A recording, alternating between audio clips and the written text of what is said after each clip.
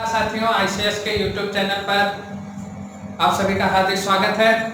जैसा कि हम लोग साइकोलॉजी के पिछले वीडियो में बुद्धि चैप्टर को पूरा फिनिश किया था अच्छी तरीके से, आज हम लोग उसी की कड़ी में नया चैप्टर साइकोलॉजी का लेकर के आए हैं और बहुत ही इम्पोर्टेंट चैप्टर। जैसा कि कहने की जो अगर बाल मनोविज्ञान पढ़ रहे हैं और अगर आपने ये चैप्टर नहीं पढ़ा तो आपने बाल मनोविज्ञान को पढ़ा ही नहीं। तो इसलिए आपको इस चैप्टर को विधिवत पढ़ना है और जो बातें जो चीजें मैं बताऊंगा, आपके चाहे टेट हो, सीटेट हो, रीट हो, डीएसएसबी हो, तो कहने का मतलब है कोई भी एग्जाम हो, सभी के लिए मोस्ट इंपॉर्टेंट चीजें हैं। शिक्षण से संबंधित भी है तो भी उसमें ये चीजें पूछी जाएंगी। तो कहने का तात्पर्य है इस वीडियो को पूरा अंत तक देखिए। चैनल को नए हो तो सब्सक्राइब जरूर कर लीजिएगा। देखिए, चलिए वीडियो को शुरू करते हैं।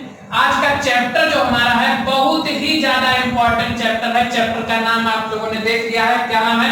अधिगम लर्निंग। ठीक है, तो बहुत ही इंपॉर्टेंट चैप्टर है और चैप्टर में जो भी चीजें मैं आपको बताऊंगा, चाहे वो अधिगम क्या है, चर्चा जो इस पर करेंगे, अधिगम की परिभाषा क्या है, अधिगम के प्रकार क्या है, अधिगम के सिद्धांत क्या है, अधिगम स्थानांतरण, अधिगम के पठार, इन सारी चीजों पर हम विधिवत चर्चा करेंगे। जो चीजें मैंने बताई है, सबसे पहले हम बताएंगे कि अधिगम क्या है, ठीक है, फिर अधिगम की प्रक्रिया क्या है, ठीक है, प्रक्रिया के बारे में हम लोग चर्चा करेंगे, फिर हम लोग चर्चा करेंगे कि इनकी परिभाषाएं जो मनोवैज्ञानिकों के द्वारा दी गई हैं, परिभाषा पर चर्चा करेंगे, फिर हम लोग पढ़ेंगे इसके प्रकार गैनी के द्वारा आशुबल के जो सिद्धांत बताए गए हैं और जो थॉर्नडाइक के द्वारा बताए गए हैं, इस पर चर्चा करेंगे। फिर हम लोग पढ़ेंगे इसके सिद्धांतों पर चर्चा करेंगे। इसके बाद में हम लोग अधिगम स्थानांतरण पर बात करेंगे। इसके बाद में हम लोग अधिगम के पठार पर बात करेंगे, फिर हम लोग वक्र पर बात करेंगे और अधिगम को प्रभावित करने वाले कारक, अधिगम को प्रभावित करने वाले कारक पर भी चर्चा करेंगे। ठीक है, तो इन सभी चीजों को हम लोगों को अधिगम से संबंधित पढ़ना है। दूसरी चीज बता दें, हम और आपको एक चीज बताएंगे, संबंध कि अधिगम का अभिप्रेरणा के साथ क्या संबंध है।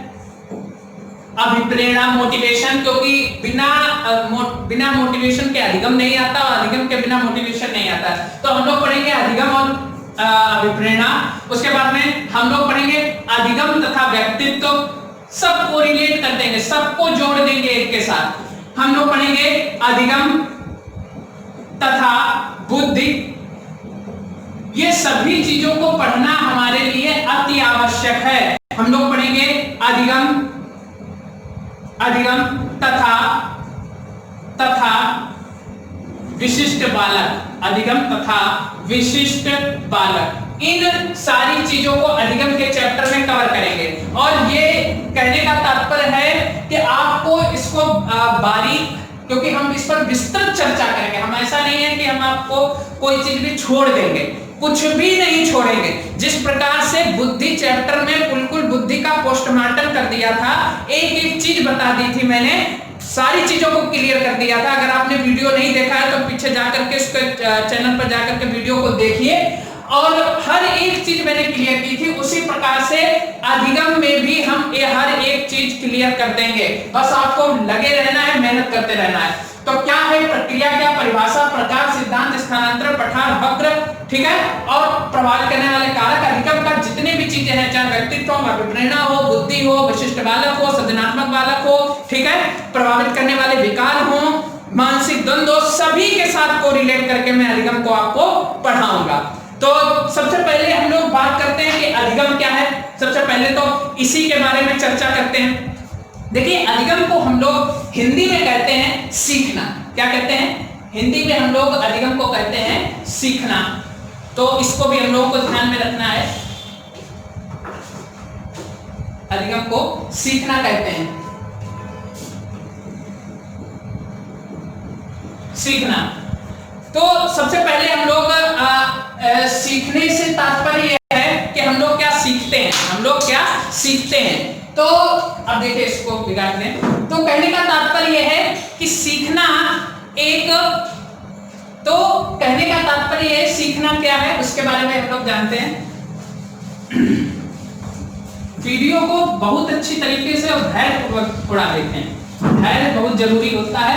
एक चीज मैं बता दूं, आप अध्यापक बनेंगे, ठीक है, अध्यापक बनके जब आप प्राथमिक या उच्च प्राथमिक विद्यालयों में पढ़ाने के लिए जाएंगे और धैर्य की इतनी आवश्यकता होती है कि पूछिए मत। मान लीजिए आप अध्यापक हैं या अध्यापिका हैं और कोई लड़का छोटा बच्चा है, छोटा बच्चा आप जानते ही हैं, मान लीजिए उसका एडमिशन हाल ही में हुआ है और छोटे बच्चे को परेशानी हुई, तो पता चले आप कोई कार्य कर रहे हैं, आप पढ़ा रहे हैं और एक बच्चा उसमें से खुनक खुनक के रोने लगा, मैम जी, सर जी, ऐसी चीज, इन्होंने हमारी पेंसिल तोड़ दी। ठीक है, आपसे एक बार शिकायत की, आपने उसको डांटा और उसको समझा दिया, उसके बाद बैठा दिया। उसके बाद में फिर वो आया कि मैम जी फिर से हमारी पेंसिल इन्होंने तोड़ दी, फिर से आपने समझा दिया। और तीसरी बार आया तो पता चले ऐसा है चुपचाप बैठो जाकर, और आप गए उसको 6-7 जड़ दिए, जो कि एनसीएफ 2005 कहता है और आरटीई 2009 कहता है कि आप बच्चे को मार नहीं सकते हैं, समझा सकते हैं। मारने का मतलब है, मारने का कोई तात्पर्य नहीं बनता, आप बच्चे को समझाइए। तो अब आप तो वहां पर उसको कूट दिया जाकर के, लेकिन आपको क्या करना है, आपको तो पढ़ाना पड़ेगा, तो पढ़ाने के लिए धैर्य बनाना पड़ेगा। तो धैर्य के साथ हम लोग पढ़ते हैं सीखना क्या है। देखिए, सीखने की एक ऐसी प्रक्रिया होती है जब कोई छोटा बालक, हम उदाहरण से इसको बाकायदा समझने की कोशिश करते हैं। उदाहरण, जैसे हम कोई कार्य करते हैं और हम वो कार्य करते करते, जैसे नहीं करते हैं कि हम लोग जब कोई कार्य करने के लिए जाते हैं, अगर हमसे कोई मिस्टेक हो जाती है तो हम उससे कुछ ना कुछ सीखते हैं। जैसे एक छोटा बालक है, छोटा बालक है जिसको पता नहीं है कि आग के पास जाने से वो जल जाएगा। अगर वो आग के पास, अगर आप उसको जैसे पकड़ेंगे, वहां पर रख दीजिए या छोड़ दीजिए आग के पास में, तो जब तक कि उसको आग के बारे में, उसका टेम्परेचर के बारे में उसको नहीं पता है क्या है, तब तक वो उसके पास जाने की कोशिश करेगा।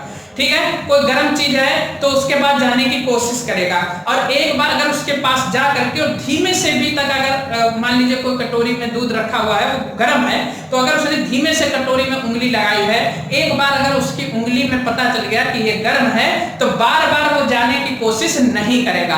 अब उसको आप हाथ पकड़ करके जबरदस्ती ले आओ, इन्हें भैया भैया तनी छू कर देखो, तो वो कैसे कहे मम्मी, तो कहने मतलब फिर वो रोएगा। तो कहने का तात्पर्य है अब उसने सीख लिया। एक प्रक्रिया जो है, जब सीखने की प्रक्रिया आती है तो यानी कि उसको कार्य करना ही पड़ेगा, तभी सीखेगा। बात समझ गए? अधिगम का तात्पर्य है कि उसको कार्य जो है, जो कार्य है उसको करना ही पड़ेगा, कर नहीं करेगा तो सीखेगा ही नहीं।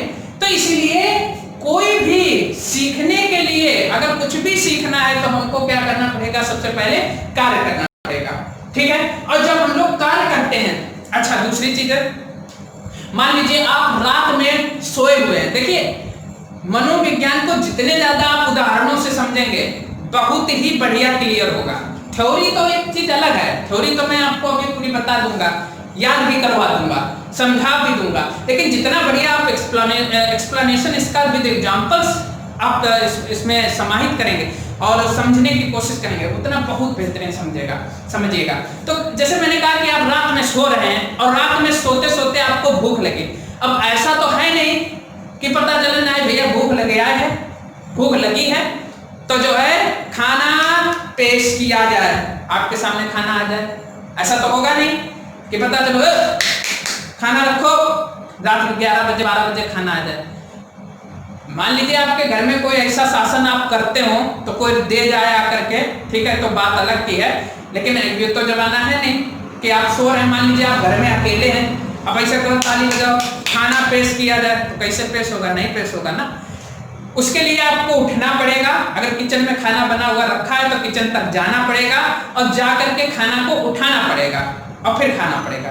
मान लीजिए आप बहुत राजशाही परिवार के हैं, आपने ताली बजाई, आपके सामने खनीज हाजिर, जी शहंशाह बताइए क्या खिदमत में पेश किया जाए? आपने कहा खाना पेश किया जाए, आपके सामने खाना आ गया।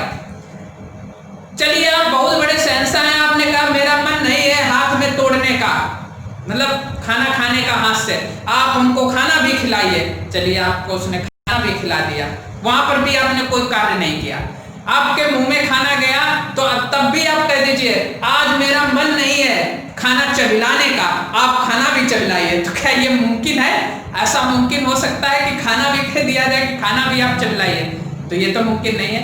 अगर पेट को भरना है तो आपको ही खाना चबलाना भी पड़ेगा, चबाना पड़ेगा, उसको खाना पड़ेगा आपको, तभी आपकी भूख मिटेगी। ऐसा नहीं कि सब नौकरी कर दें। तो भूख मिटाने के लिए आपको क्या करना पड़ेगा? कार्य करना पड़ेगा। और ये कार्य, जब आप कोई कार्य करने जाते हैं तो आपके अंदर एक मोटिवेशन उत्पन्न होता है, अभिप्रेरणा उत्पन्न होती है। जैसे समझने की कोशिश करिए, जैसे आपको आइसक्रीम खानी है, बहुत बेहतरीन मैं उदाहरण आपको दे रहा हूं। आपको आइसक्रीम खानी है, आपने कहा मुझे आइसक्रीम खानी है, तो ऐसा थोड़ी ना है कि आइसक्रीम खाने के लिए जो है घर में कहा गया ठीक है आपको आइसक्रीम खानी है, ये लीजिए पैसे, जाइए ले आए। तो आप उसके लिए क्या करेंगे? आइसक्रीम वाली दुकान पर जाएंगे, वहां पर उसको पैसे देंगे, आइसक्रीम खरीदेंगे। तो उस कार्य के पीछे आपका एक मोटिवेशन था, ठीक है? आप आइसक्रीम खानी, वो आपका मोटिवेशन था कि मुझको खानी है, आपके जीभ में लार आ रही है, ठीक है? तो अभी जब हम आगे पढ़ाएंगे तो कहने का मतलब है, जैसा कि हम लोगों ने पावलोव के नियम को भी पढ़ेंगे तो उसी से थोड़ा कोरिलेट हो गया।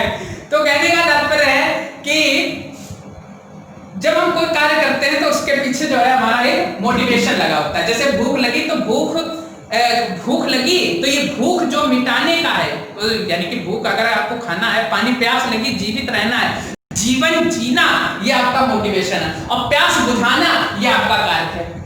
बात समझ गए? अगर आपको प्यास लगी, जैसे मैंने कहा प्यास लगी आपको, तो प्यास जो है वो जीवन जीने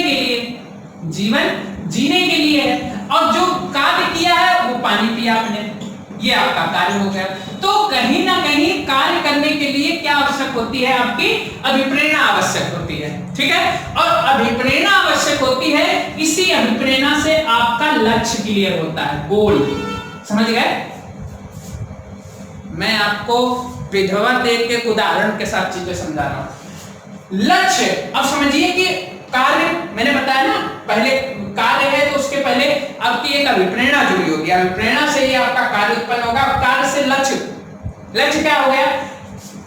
जैसे ही आपको प्यास लगी, आपको जीवन जीने के लिए पानी की आवश्यकता है, आप पानी पिएंगे, ये आपका कार्य है। लेकिन पानी पीने के लिए आपका लक्ष्य केंद्रित हो गया कि हमको पानी को गिलास में या पानी को ढूंढना, तलाशना या देखना पड़ेगा कि पानी कहां पर मिलेगा। तो ये पानी को प्राप्त करना, ये आपका क्या हो गया? लक्ष्य हो गया। पानी को प्राप्त करना ये आपका लक्ष्य हो गया। अब हमने कार्य देख लिया, अभिप्रेरणा देख लिया, लक्ष्य देख लिया। जब भी हम कोई कार्य करने जाते हैं, नहीं तो नहीं कुछ भी सूक्ष्म बाधा जरूर उत्पन्न होती है। फॉर एग्जाम्पल मैं बता रहा हूं, अगर लक्ष्य है तो उसमें क्या उत्पन्न हो सकती है, दैट्स नॉट मतलब हम ये नहीं करें कि पूरी परफेक्ट रूप से होगी, हो सकती है बाधाएं। जब हमारे सामने पढ़ने लिखने जाते हैं तो कई सारी बाधाएं उत्पन्न होती है, खाना पीना खाते हैं तो कई सारी बाधाएं उत्पन्न होती हैं, ठीक है? अब मान लीजिए कोई हर दिन आपकी सब्जी अच्छी तो बनती नहीं है, हर दिन आप अच्छा पढ़ते तो है नहीं, हर दिन अच्छा आपके सारे एग्जाम बढ़िया तो होते हैं कि नहीं होते हैं, कि आपके हर दिन अच्छे होते हैं? नहीं। तो कहने का मतलब है कभी तो बाधाएं भी उत्पन्न होती है लक्ष्य में। आप अब उसी एग्जाम्पल से देखिए, सब समझाने का प्रयास। प्यास लगी, जीवन जीने के लिए अभिप्रेरणा, पानी पिया, लक्ष्य के लिए पानी को प्राप्त करना है। बाधा देखिए मैं बता रहा हूं, रात को आपको प्यास लगी, कब लगी? रात को। और जहां पानी रखा है उस किचन में दरवाजा जो है उस पर क्या लगा हुआ है? ताला लगा हुआ है। दरवाजे पर ताला लगा हुआ है, क्या उत्पन्न हो गई? बाधा उत्पन्न हो गई। समझिए, रात को प्यास लगी, जीवन जीने के लिए हमको क्या पीना है? पानी पीना है, लक्ष्य हमारा केंद्रित हो गया, पानी को प्राप्त करना है, लेकिन बाधा उत्पन्न हो गई, रात को दरवाजे पर ताला लग गया, बाधा उत्पन्न।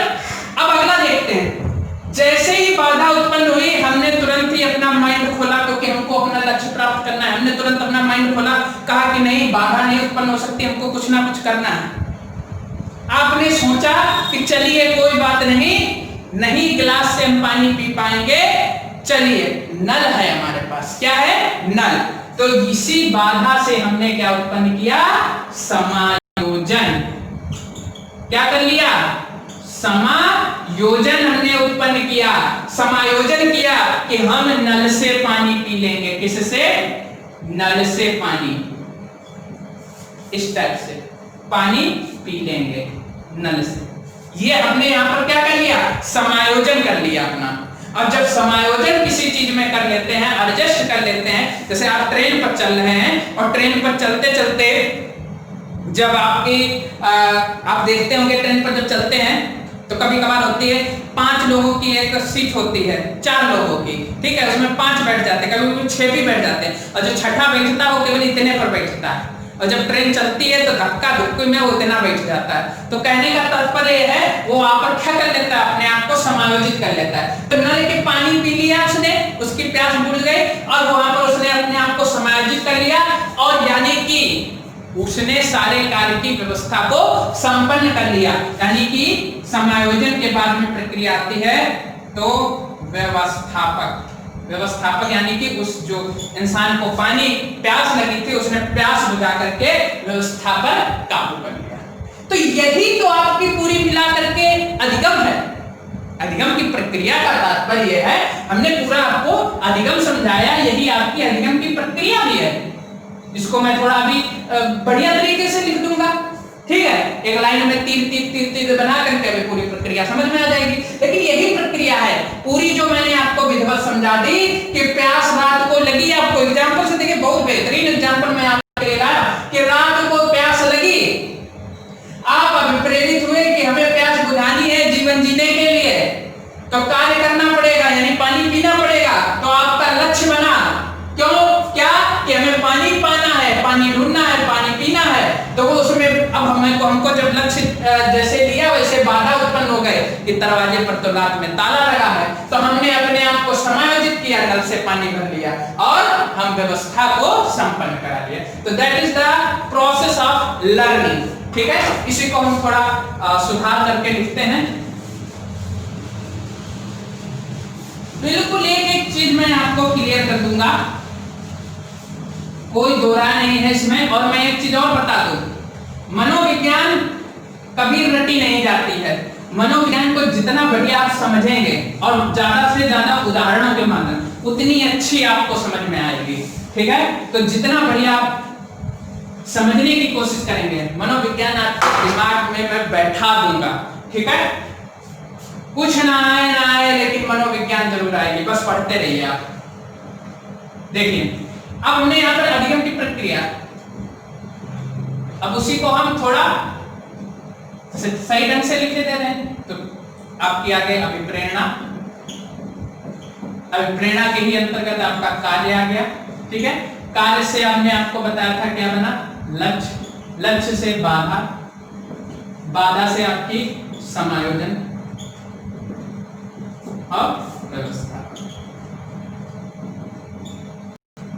ठीक है। अच्छा, यहां पर किसी भी वस्तु को लेते हैं, कभी भी कह दिया जाए, एक शब्द आपने सुना है तो उसी के बारे में हम थोड़ी चर्चा करते हैं, उद्दीपक, जिसका प्रयोग यहां पर बहुत होगा। उद्दीपक, इंग्लिश में इसको स्टिमुलस कहते हैं। क्या कहते हैं, स्टिमुलस। तो उद्दीपक का तात्पर्य क्या है, उद्दीपक का तात्पर्य होता है संकेत। क्या होता है, संकेत। उद्दीपक का तात्पर्य याद कर लीजिए हमेशा संकेत होता है। वो संकेत वस्तु के रूप में हो सकता है, वो संकेत किसी व्यक्ति के रूप में हो सकता है, वो संकेत किसी भी कोई भी पशु पक्षी के रूप में हो सकता है, इट इज कुछ भी। कहने का मतलब है कि उद्दीपक का सीधा संबंध किससे है, संकेत से। तो this is the process of learning, ठीक। इसको आप एक लाइन में भी पढ़ लिए और वो पूरा मैंने डिस्क्राइब कर दिया था आपको, ठीक है। चलिए अब हम लोग पढ़ते हैं, हम लोगों ने अधिगम क्या है उसके बारे में जान लिया, अधिगम की प्रक्रिया जान ली। अब हम लोग जानेंगे कि अधिगम की परिभाषाएं। देखिए जो भी मैं आपको परिभाषाएं बताऊंगा अधिगम की, सर्वमान्य परिभाषाएं हैं बहुत ही अच्छी तरीके से। और ये बिल्कुल जो लोग सोचते हैं कि अधिगम की परिभाषाएं हमको याद कैसे होंगी, बहुत ही चुटकी में मैं बिल्कुल आसानी से आपको ट्रिकों के साथ याद करवा दूंगा। परिभाषाएं, क्योंकि परिभाषा एक ऐसी चीज है उसको समझने की भी कोशिश करते हैं और साथ साथ में उसको कैसे हमको ध्यान में रखना है, किस मनोवैज्ञानिक की परिभाषा है। तो सबसे बेहतरीन परिभाषा जो मैं आपके सामने लेकर के आ रहा हूं, व्यवहार मतलब सामान्य परिभाषा, ठीक है, व्यवहार में परिवर्तन अधिगम कहलाता है। इसलिए मैंने इसको बड़ा बड़ा लिख दिया ताकि आपको समझ में आए कि यह परिभाषा सर्वमान्य परिभाषा है। मैं लिखे दे रहा हूं, सामान्य परिभाषा। क्या परिभाषा है? व्यवहार में परिवर्तन अधिगम कहलाता है, ठीक है। तो व्यवहार में क्या परिवर्तन अधिगम कहलाता है? अभी मैंने बताया कि the rate of change of behaviour. तो कहने का तात्पर्य यह है कि जैसे सपोज करिए हम छोटे थे, तो छोटे पर हम जब 1-1.5 साल के होते हैं तो क्या किसी से नमस्ते करते हैं? नहीं करते हैं। जैसे हम थोड़ा बड़े हो जाते हैं हम लोग नमस्ते भी करना जान जाते हैं। थोड़ा और बड़े हो जाना बड़े हो जाते हैं तो हम लोग किसी मेहमान को आते हैं तो उसको आदर भाव से सम्मान पूर्वक बिठाते भी हैं, और थोड़ा हो जाता है तो हम उनसे थोड़ी बहुत चर्चा भी करते हैं, ठीक है, उनका हाल चाल लेने की कोशिश करते हैं। अब ऐसा तो होता नहीं है कि 3 साल का बच्चा पूछने लगे कि और अंकल जी आपका हाल चाल बढ़िया है, वो बढ़िया है, आंटी जी बढ़िया है, और क्या चल रहा है, ऐसा कोई पूछता है? नहीं। ये सब चीजें धीमे धीमे हम लोग सीखते हैं, और जब ये धीमे धीमे सीखते हैं तो वही हमारे बिहेवियर में परिवर्तन आ जाता है। तो उसी को कहा गया व्यवहार में परिवर्तन अधिगम कहलाता है। और आपको पता है व्यवहार जब शब्द आ जाए तो परिभाषा किसकी बन जाती है? मिस्टर वॉटसन की। किसकी परिभाषा बन जाती है? वॉटसन की। अब हम कुछ परिभाषाएं, अन्य परिभाषाएं बता रहे हैं आपको। अगली परिभाषा है स्किनर के अनुसार। किसके अनुसार है? स्किनर के अनुसार है कि उत्तरोत्तर सामंजस्य की प्रक्रिया सीखना कहलाती है। सीखना कहलाती है। देखिए मैं आपको बहुत ही इजीली तरीके से समझा दूंगा। स्किनर की परिभाषा है उत्तरोत्तर सामंजस्य की प्रक्रिया सीखना कहलाती है।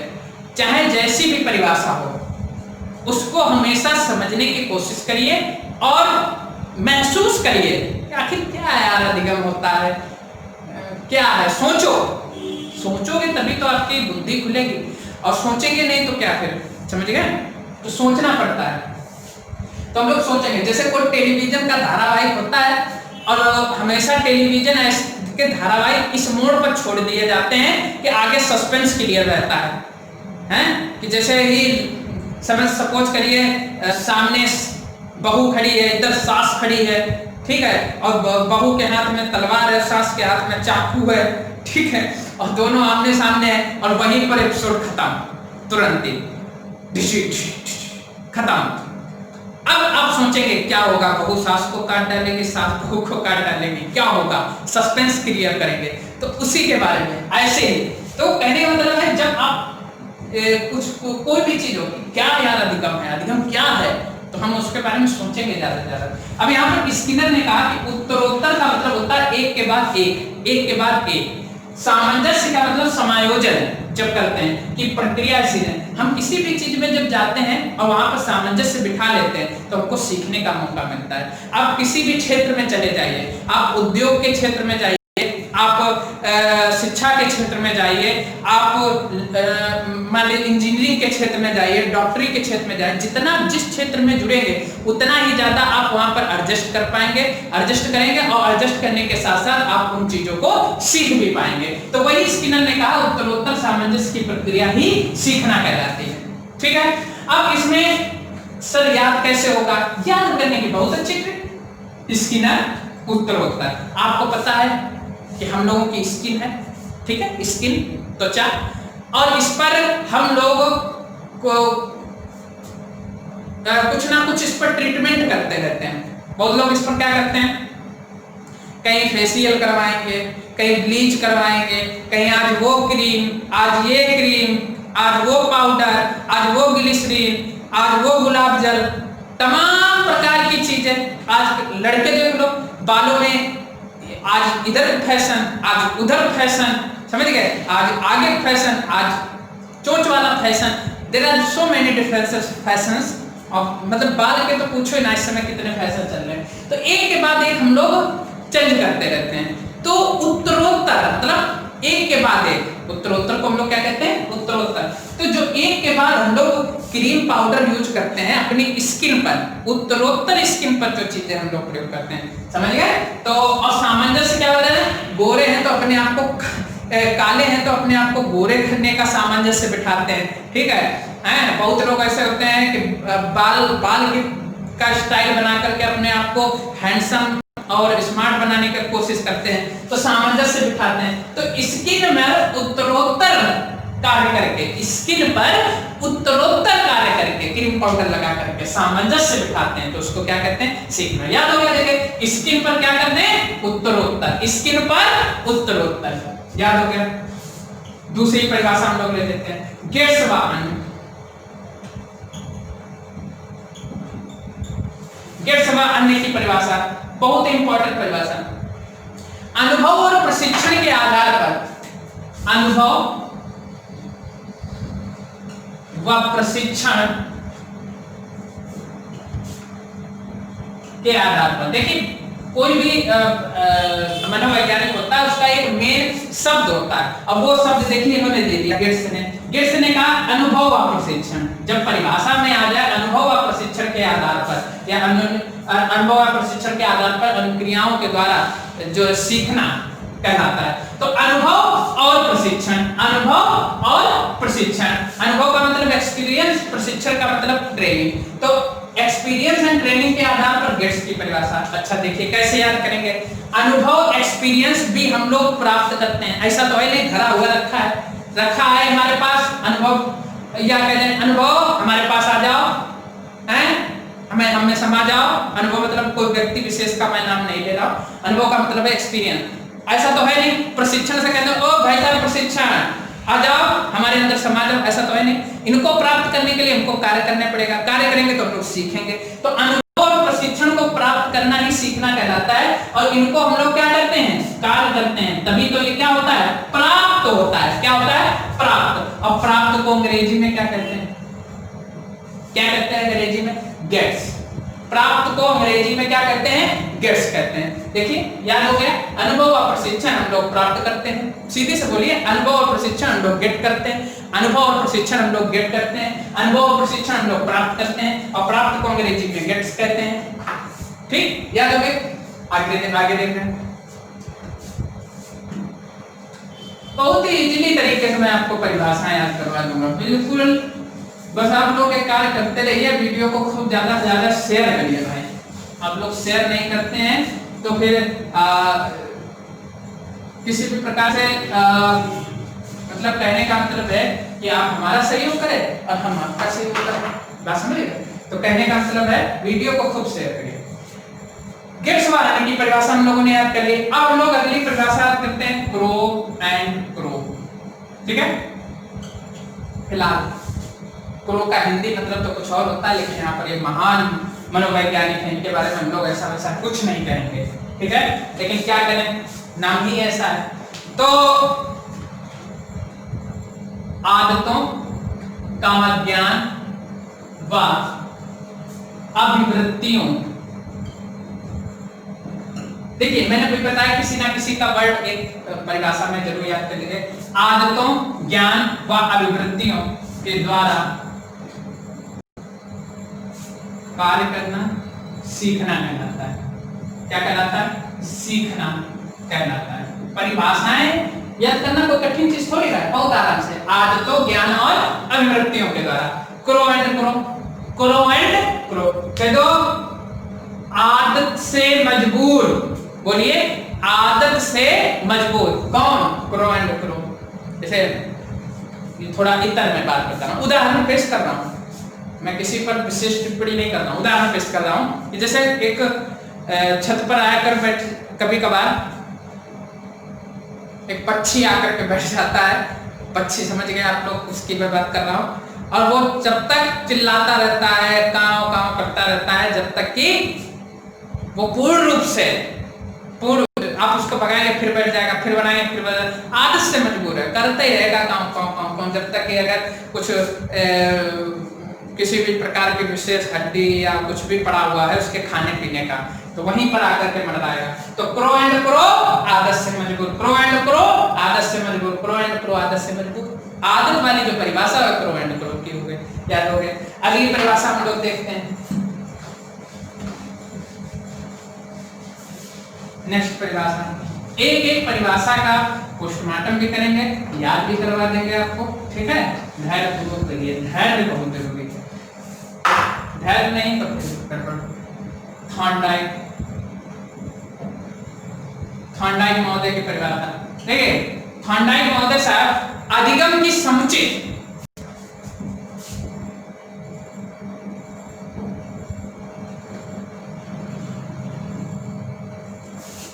समुचित प्रतिक्रिया का चयन करना और उद्दीपन अनुक्रिया, देखिए इसमें एक चीज ध्यान रखिएगा, प्रक्रिया का चयन करना, अधिगम की प्रक्रिया का चयन करना और उद्दीपन अनुक्रिया के आधार पर कार्य करना सीखना कहलाता है। अधिगम की समुचित प्रक्रिया का चयन करके उद्दीपन अनुक्रिया देखिए, जैसे ही आपको एक शब्द बन जाए उद्दीपन अनुक्रिया, अभी मैंने उद्दीपन का अर्थ बताया था आपको, संकेत, स्टिमुलस वेरिएशन, उद्दीपन परिवर्तन कौशल भी एक है, ठीक है। और अनुक्रिया रिस्पांस, अनुक्रिया का मतलब रिस्पांस, ये आपका हो गया स्टिमुलस। तो स्टिमुलस से यस, रिस्पांस से आर, एक थ्योरी दी गई है थॉर्नडाइक महोदय के द्वारा, एसआर थ्योरी। क्या दी गई है? एसआर थ्योरी, ठीक है। एसआर थ्योरी किसके द्वारा दी गई? थॉर्नडाइक। हम लोग आगे पढ़ेंगे भी, सिद्धांत है उद्दीपन परिवर्तन, एक आपका उद्दीपन अनुक्रिया सिद्धांत भी है, तो उसके बारे में पढ़ेंगे। तो थॉर्नडाइक के द्वारा एसआर थ्योरी दी गई है। क्या दी गई है? SR theory. तो इसके बारे में भी हम लोग पढ़े। तो जब भी एसआर यानी कि उद्दीपन अनुक्रिया की बात की जाए तो थॉर्नडाइक, उद्दीपन अनुक्रिया की बात की जाए तो थॉर्नडाइक, ठीक है। चलिए अगली परिभाषा देखते हैं, इसको थोड़ा अगली परिभाषा हम लोग देखते हैं। उद्दीपन अनुक्रिया थॉर्नडाइक, वुडवर्ड, एक एक परिभाषा में समझा दूंगा। वुडवर्ड, नवीन ज्ञान तथा नवीन परिस्थितियों,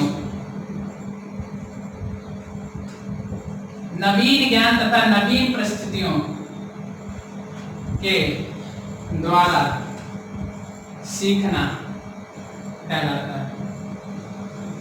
हम लोग किसके द्वारा सीख रहे हैं? नवीन ज्ञान और नवीन परिस्थितियों, नया ज्ञान और नई condition, new knowledge and new conditions के द्वारा। ये परिभाषा किसकी हुई? वुडवर्थ की। किसके द्वारा हुई? वुडवर्थ की। अब देखिए इसको कैसे याद करेंगे। जाहिर सी बात है, जब नया ज्ञान आता है, नई परिस्थितियां होती हैं, जब नहीं कहते हैं जब आदमी को ठोकर लगती है तब वो सीखता है, तो यानी कि जब उसके सामने परिस्थितियां बनती है तो सीखने की कोशिश ही करता है, ठीक है। तो नवीन ज्ञान और नवीन परिस्थितियां जो है सिखाती हैं। कैसे याद करेंगे? ज्ञान परिस्थिति, ठीक है। ज्ञान परिस्थिति, जब आदमी के पास नॉलेज आ जाता है, जब उसकी कंडीशंस भी अच्छी हो जाती हैं, तो उसके पास वर्थ आने लगती है। क्या आने लगती है? वर्थ। यानी कि कहते हैं जब आदमी के पास नॉलेज होता है तो उसके दौलत, ज्ञान ही दौलत है, ज्ञान ही दौलत है। तो नवीन जो ज्ञान है वो क्या है? वर्थ, प्रथम से दौलत है। तो ज्ञान ही दौलत है, तो नवीन ज्ञान, नवीन परिस्थिति, वर्थ। ज्ञान ही दौलत है यानी कि नवीन वर्थ का मतलब आपको पता है। दूसरी तरीके से भी मैं समझा सकता हूं कि वुड माने होता है लकड़ी, वुड माने लकड़ी। जब आदमी की जब लकड़ी जो है, लकड़ी जब कट जाएगी, यानी कि जब पेड़ पौधे कटते रहेंगे तो परिस्थितियां बहुत कैसी हो जाएंगी? नवीन नवीन, नई नई आपके सामने आएंगी और आप सीखना प्रारंभ कर देंगे। जिस प्रकार से 2020 में देख ही रहे हैं, बाढ़ भी आई, कोरोना भी आया, लगातार कुछ ना कुछ हो रहा है। तो वुड के तरीके से भी है, लेकिन सबसे बढ़िया ट्रिक यही है, ज्ञान जो है वो वर्थ है। क्या है? वर्थ है। ज्ञान जो है एक दौलत है। इस रूप में भी आप उसको याद कर सकते हैं। Thorndike, crow and crow, Thorndike और वुडवर्थ। क्रो एंड क्रो आदत से मजबूत, थॉर्नडाइक एसआर थ्योरी और वुडवर्थ की ज्ञान, और ज्ञान जो है दौलत है। अगली परिभाषा हम लोग, अगली परिभाषा रुक करते हैं।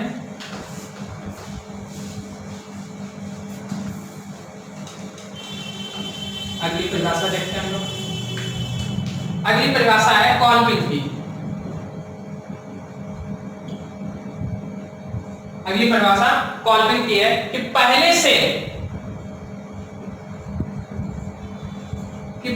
से निर्मित व्यवहार के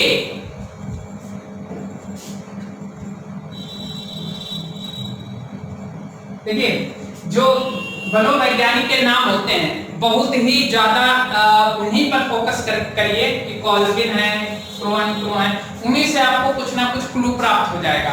ठीक है, तो नवीन पहले से निर्मित व्यवहार द्वारा परिवर्तन ही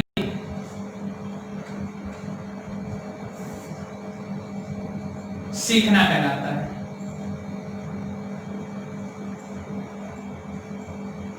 सीखना कहलाता है, कॉल्विन की परिभाषा हो गई।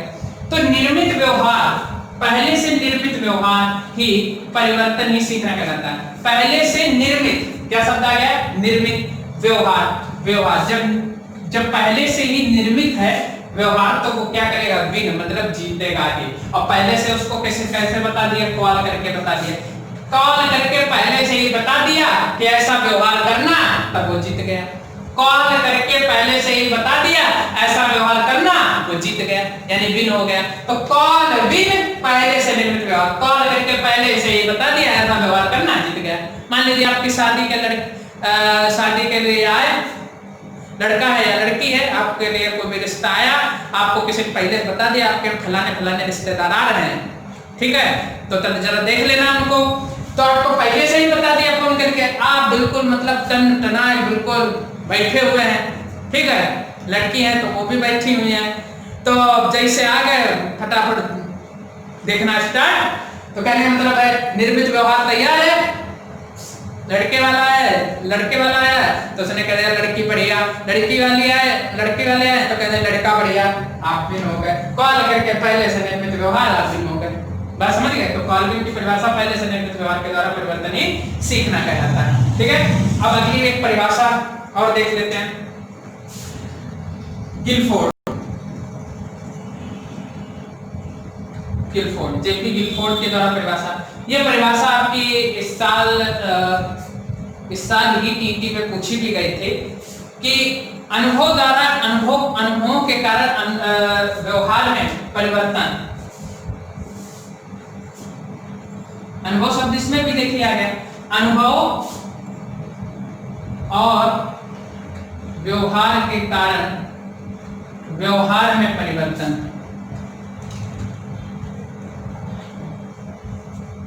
अधिगम कहलाता है। तो अनुभव और व्यवहार के कारण व्यवहार में परिवर्तन अनुभव कहलाता है, गिलफोर्ड की परिभाषा। यानी कि एक्सपीरियंस जो है, जब शब्द आ जाए और साथ में व्यवहार का कारण भी आ जाए तो परिभाषा किसकी हो जाती है? गिलफोर्ड की हो जाती है। कैसे याद करेंगे? किस प्रकार से? व्यवहार के कारण, ठीक है, गिल्ली फोड़ दे, व्यवहार के कारण गिल्ली फोड़ दे, व्यवहार के कारण गिल्ली फोड़ दे। तो हमने देखिए आपको महत्वपूर्ण परिभाषाएं बताई वॉटसन की, व्यवहार में परिवर्तन सीखना कहलाता, वॉटसन की परिभाषा हो गई। क्रो एंड क्रो की परिभाषा बताई, नवी आदतों, ज्ञान और अभिवृत्तियों यानी आदत से मजबूर हो गए।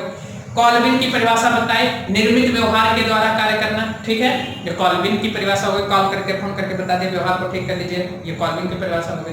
ठीक है, वुडवर्थ की परिभाषा, नवीन ज्ञान नवीन परिस्थितियों के आधार पर, ठीक है, नया ज्ञान ही वर्थ है, समझ गए। अगला आपकी परिभाषा, उसके बाद में मैंने आपको बताई परिभाषा जो है ये क्या नाम, गिलफोर्ड के द्वारा व्यवहार के कारण ही गिलफोर्ड के द्वारा परिभाषा हो गए। गेट्स के द्वारा बताए, यानी कि अनुभव और प्रशिक्षण दोनों प्राप्त करते हैं, तो किसकी परिभाषा हो गई? गेट की परिभाषा हो गई। स्किनर की परिभाषा बताए, उत्तरोत्तर सामंजस्य की प्रक्रिया, हम लोग अपने बॉडी पर उत्तरोत्तर कुछ ना कुछ करते रहते हैं, तो उसकी परिभाषा हो गई। उसके बाद में थॉर्नडाइक की परिभाषा, जिसमें एस और आर यानी उद्दीपक और अनुक्रिया शब्द आ जाए, वो किसकी परिभाषा हो गई? थॉर्नडाइक की परिभाषा हो गई। तो मैंने कुल मिलाकर के आपको लगभग सभी परिभाषाएं बता दी हैं, जितनी भी इंपॉर्टेंट थी। तो हम लोगों ने पढ़ा अधिगम की प्रक्रिया, अधिगम क्या है और अधिगम की परिभाषाएं। अगले वीडियो में हम लोग पढ़ेंगे, तो हम जानेंगे अधिगम के सिद्धांत क्या हैं, अधिगम के प्रकार क्या हैं, इन सभी चीजों पर चर्चा करेंगे। ठीक है, तो आईसीएस के यूट्यूब चैनल पर लगातार बने रहिए, चैनल को सब्सक्राइब करिए, वीडियो को ज्यादा से ज्यादा शेयर करिए। ठीक है, और अन्य वीडियो पिछले वीडियो में जाकर के लिंक पर देख सकते हैं, लिंक डिस्क्रिप्शन में आपको दिया है सभी वीडियोस का। तो आईसीएस के साथ जुड़े रहिए, तब तक के लिए बहुत बहुत धन्यवाद।